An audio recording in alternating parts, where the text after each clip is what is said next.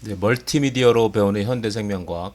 좀 과목 제목이 좀 그런데 사실은 만화로 배우는 현대생명과학이라고 하고 싶었는데 좀 품위를 살리다 보니까 만화가 품위가 없다는 건 아니고요. 본부에서 싫어할 것 같아서 쓸데없는 얘기 그만하고 시험 얘기할게요. 분반을 해서 문과하고 이과반으로 나눴죠. 그래서 수요일 반이 이과반이고 화요일 반이 문과반이죠. 그래서 시험은 이과반이 먼저 봐요.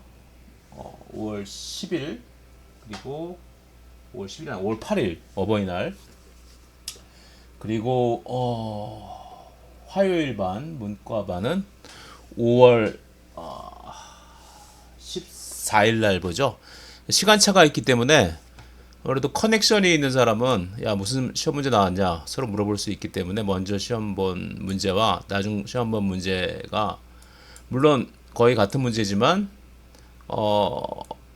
그 커넥션이 있는 수강생하고 없는 수강생하고 유불리가 있으면 안 되기 때문에 시험 문제를 다 가르쳐 드릴 거예요. 객관식 시험 문제죠. 객관식 오지 선다 수능처럼 오지 선다고 45문제 정도 냈어요. 그런데 문제 선택지가 이과반하고 문과반하고 달라요. 그래서 선택지만 뭐 골라서 외웠다가 답을 가르쳐 주고 친구한테 뭐 그럴 리는 없겠지만 뭐 그러기는 힘들다는 거죠. 그래서 일단 문제는 다 불러 드릴게요. 자, 1번 문제.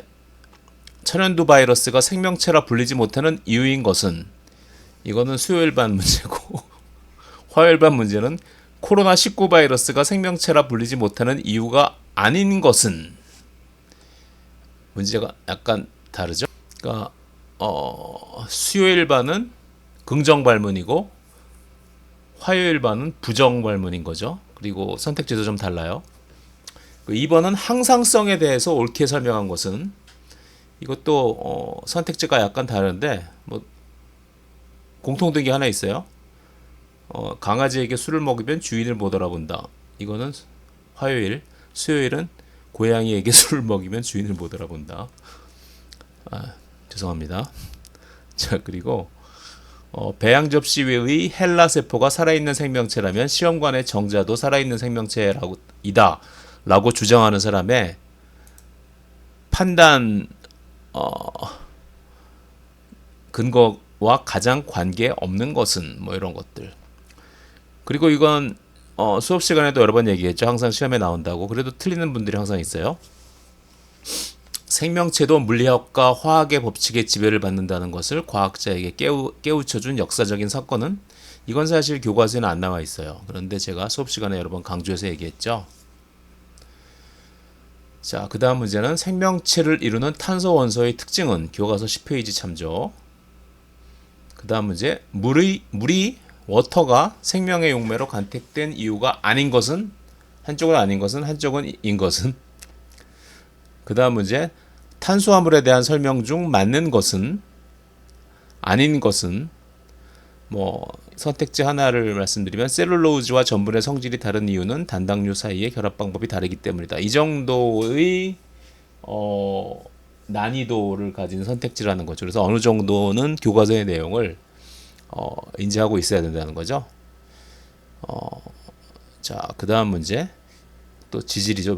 지질에 대한 설명 중 옳은 것은 뭐 삼겹살의 돼지 지방과 기름 소금의 참기름 뭐 이런 것들 얘기했었죠. 그죠? 거기 선택지에 있어요. 그다음 중성 지방 가로 열고 트리글레세라이드 가로 닫고에 대한 설명 중 틀린 것은 옳은 것은 뭐 모두 불포화 지방산으로만 구성된다. 이런 선택지가 양쪽에 공통으로 있고요. 그리고 그 다음 문제는 이제 인지질이죠. 인지질에 대한 설명 중 맞는 것은 교과서 15페이지 참조. 교과서는 심판 교과서예요. 옛날에 퍼런 책 뭐 당근에서 사신 분들 있으실 텐데 뭐 페이지가 거의 아마 같을 거예요. 예. 인을 가지고 있지 않다. 뭐 이런 선택지가 있고요. 그 다음 문제는 자, 또 트리글리세라이드 중성지방 여기 이거 위에는 중성지방이라고 트리글리세라이드라고 하고 같은 거죠. 트리글리세라이드와 중성지방. 설명 중 옳은 것은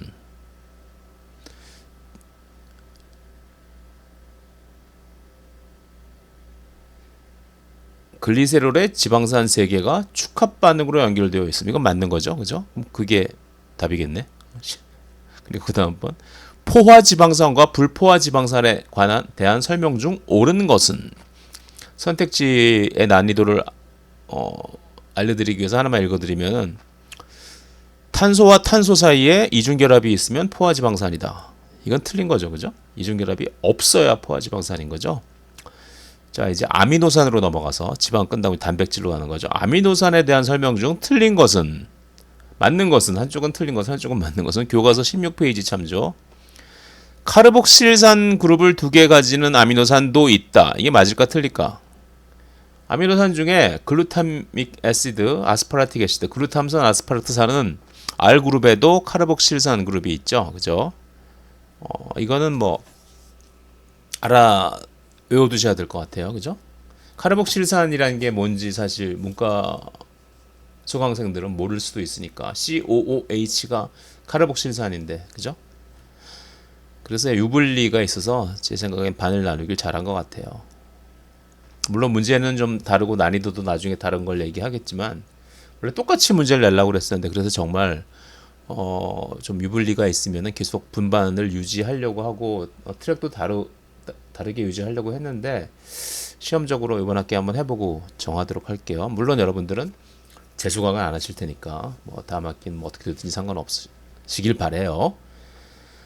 자, 그 다음 문제는 단백질의 1차 구조에 대한 설명 중 맞는 것은 그래서 이건 약간 좀 복잡한데 교과서 17페이지를 보고 잘 보면 풀 수 있을 것 같아요. 펩티드 결합은 선택지를 하나 읽어드리면 펩티드 결합은 한 아미노산의 카르복실산 그룹과 이웃한 아미노산의 R 그룹 사이에서 일어난다. 이건 틀린 얘기죠. 그죠? 18번 단백질의 2차 구조에 대한 설명 중 맞는 것은 베타 평면 구조를 만들기 위한 수소결합은 물 분자가 빠지면서 생성된다. 이건 틀린 얘기죠. 수소결합과 물 분자가 빠지는 것과는 아무런 상관이 없죠. 자, 그 다음에는 핵산에 대한 설명 중 옳은 것은 핵산 합성의 중요한 리보우스 혹은 데옥시리보우스의 OH 수산기 그룹 중에서 뭐가 제일 중요하다고 그랬어요? 3' OH가 중요하다고 그랬죠. 3' OH 2'이 아니고. 자, 그 다음 문제 핵산의 합성에 대한 설명 중 옳은 것은 이것도 역시 3' OH를 알면 20번 문제하고 21번 문제 중에서 답이 아닌 선택지를 날려버릴 수 있죠. 그죠? 그리고 핵산이 합성되는 방향 그것도 5'에서 3' 쪽이죠. 이것도 꼭 알아두세요. 이런 거는 뭐 오픈북이라도 자기가 기억을 하고 있으면 훨씬 빨리 풀 수 있으니까. 자, 22번 DNA 이중 나선의 구조에 대한 설명 중 옳은 것은 뭐 엉뚱한 5개를 선택지를 만들려다 보니까 말도 안 되는 선택지가 막 들어있어요. DNA 이중 나선은 단백질의 2차 구조를 포함한다. 이게 무슨 소리야? 이런 거 틀렸죠. 23번 세포 구조에 대한 설명 중 옳지 않은 것은 세포막의 많은 성분은 뭐고 핵공을 통해서 이건 뭐 뭉뚱그려서 냈네요. 동물세포와 식물세포의 차이, 박테리아와 동물세포의 차이, 소포체와 골지체의 핵에 대한 상대적 위치 이런 거에 대한 문제를 냈고요. 소포체와 골지체에 대한 설명 중 옳은 것은 단백질 합성이 되는 방향 그리고 소포체가 두 종류가 있죠. 활면소포체와 조면소포체. 단백질이 합성되는 건 그 중에 어느 거죠? 그 정도는 알고 계셔야죠. 그죠? 세포 내 소기관에 대한 다음 설명 중 틀린 것은 교과서 28페이지와 29페이지 참조. 이 정도 문제가 있고요. 그 다음 문제는 진핵세포와 원핵세포에 대한 설명 중 맞는 것은 맞는 것은 양쪽 다 맞는 것이네. 이거는 틀린 답 하나 골라드릴게요. 진핵세포는 핵이 없고 원핵세포는 핵이 있다. 틀린 얘기죠. 틀린 선택지예요. 자, 그 다음 문제 해당 작용에 대한 기술 중 옳지 않은 것은 뭐 교과서 44페이지 참조 이런 것들. 요거는 문과반에만 나왔네요. 이 문제는 이과반에는 나중에 말씀드리겠지만 좀 약간 난이도 있는 다른 문제를 냈어요. 자, 수요일반.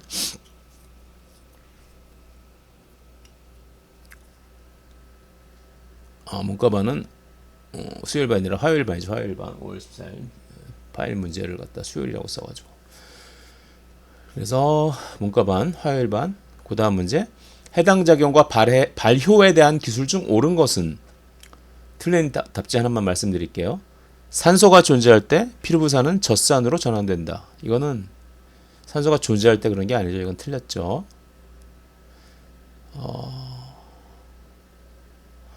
이게 양쪽에 다 있는 문제네요. TCA 회로에 대해서 옳게 설명한 것은, 잘못 설명한 것은, 양쪽에 공이 존재하는, 양쪽 반 문제에 공이 존재하는 선택지 하나는 아세틸코웨이 하나당 4개의 NADH가 생성된다. 이건 틀렸죠. 아세틸코웨이 하나당 3개가 생기죠. 피루부산에서 그 그림을 보시면 알아요. 교과서 46페이지 참조라고 제가 써놨어요. 피루부산에서 아세틸코웨이가 될 때 NADH 하나 생기지, 실제로 아세틸코웨이가 TCA 회로에서 뱅뱅 돌 때는 NADH가 4개가 아니고 3개가 생기죠. 그죠? 그 다음 문제. 미토콘드리아의 전자 전달기에 대한 설명 중 맞는 것은? 이건 좀 선택지들이 복잡하네. 전자 전달기에 대한 설명 중 틀린 것은? 전자 전달을 통해 미토콘드리아 막간 공간 인터멤브레인 스페이스의 수소이온 농도가 매트릭스보다 낮게 유지된다. 이건 틀린 거죠. 틀린 선택지 하나 알려드렸어요. 그 다음 문제. 이거는 문과반에만 있네. 전자전달기를 겨울에 난로 위에서 데운 양은 도시락을 주고받는 학생들의 비유한 교과서 49페이지에 대한 그림에 대한 설명 중 옳지 않은 것은? 그림을 잘 보라는 얘기죠. 그죠? 제가 수업 시간에 드렸던 말씀을 잘 기억하시고, 전자전달기에 생성되는 ATP에 대한 관한 설명 중 맞는 것은?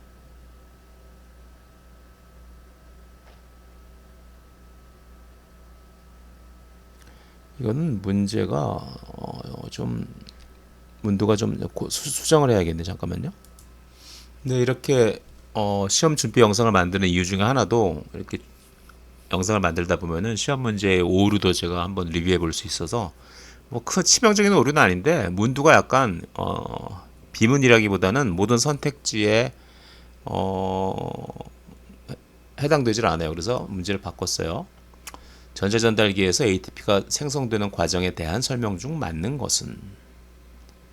자, 양쪽에 공통으로 존재하는 틀린 선택지를 하나만 읽어드리면, 포도당 한 분자당 생성되는 36 또는 38 ATP라는 양은 절대적인 양으로 상황에 따라 변하지 않는다. 이건 아니라고 그랬죠. 월급 500만 원 받는다고 월급날 자기가 아무리 평양냉면을 좋아한다고 그래도 평양냉면을 500만 원어치 다 사 먹진 않는다고 그랬죠. 그죠? 자, 그리고 그 다음 문제. 광합성의 광의존 반응에 대한 설명 중 옳지 않은 것은? 뭐 관계 1에서 관계 2로 관계 2에서 관계 1으로 전자가 전달된다, 뭐 이런 것들고, 방향 알면 답을 풀 수 있으실 거고요. 그 다음 문제. 힘들다. 활성산소 가로 열고 ROS에 대한 설명 중 옳지 않은 것은? 옳은 것은 산소 분자가 전자에 의하여 완전히 환원되지 않은 상태에서 생성된다. 이건 맞는 얘기죠. 그죠? 자, 그 다음 문제. 광합성의 광독립 반응, 광비의존 반응에 대한 설명 중 틀린 것은? 광의존 반응에서 생성된 ATP와 NADH가 사용된다. 이건 너무 치사한데. NADH가 아니라 NADPH죠. 그죠? 이거는 잘 보세요. 저도 이거 처음 문제 낸 거 보고 이거 답이 없네 그랬는데, 치사하게 NADPH, 광합성에서 만들어지는 건 NADH가 아니고 NADPH. 진짜 별걸 다 가르쳐준다. 광합성의 전반전 광독립 반응에 대한 설명 중 맞는 것은? 관계 1에서 전자가 빠져나온 자리는 물 분자에서 나온 전자가 채운다. 이건 틀리죠. 관계 1이 아니라 관계 2죠. 교과서 56페이지 그림을 보면 알 수 있어요. 활성산소에 대한 설명 중 맞는 것은? 교과서 50페이지와 51페이지 참조. 자, 이제 감수 분열로 넘어갈게요. 세포 분열. 다음 중 감수 분열 메이오시스와 수정, fertilization에 대한 유전적 다양성을 잘못 설명한 것은 이거 얘기했죠. 세 가지 꼭 외우더라고.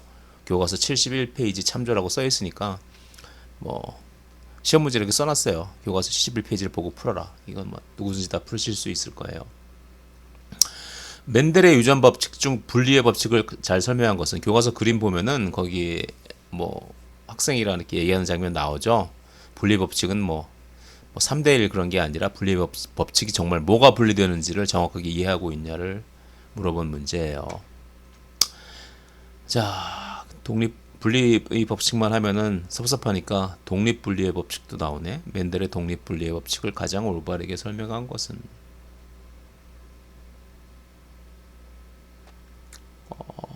그쵸? 이거는 뭐 또 잘 받으시고요. 공동 우성 유전과 불완전 우성 유전에 대해서 옳게 설명한 것은 뭐 이거 금어초 꽃 그리고 사람의 혈액형에 대해서 교과서에 나와 있죠. 자, 이제 유전자 발언으로 들어가서 이건 문과 반에만 있네요. 전사에 대한 설명 중 옳지 않은 것은 옳은 답 하나만 보여드릴게요. 한 개체 안에 서로 다른 세포들은 서로 다른 유전자를 전사할 수 있다. 이건 맞는 선택지죠. 그 다음 문제 번역, 트랜슬레이션의 과정에 대한 설명 중 틀린 것은 맞는 거 하나만 알려드릴게요. 번역이 시작하기 전에 리보소om의 작은 소단위체와 큰 소단위체는 분리되어 있다. 이거는 맞는 거죠. 그 다음 문제 유전 암호 제네틱 코드에 대한 설명 중 맞는 것은 틀린 거 하나만 읽어드릴게요. mRNA가 가지고 있는 것이 안티코돈이고 아니죠. 코돈이죠. 그죠? 자 그리고 또 다음 문제 원핵세포의 유전자 발현에 대한 설명 중 옳지 않은 것은 원핵세포와 진핵세포가 서로 다르다고 그랬죠.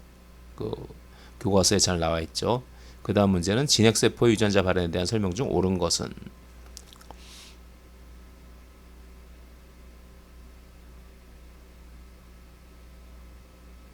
이것도 잠깐만요. 똑같은 문제가 두 개 나왔네.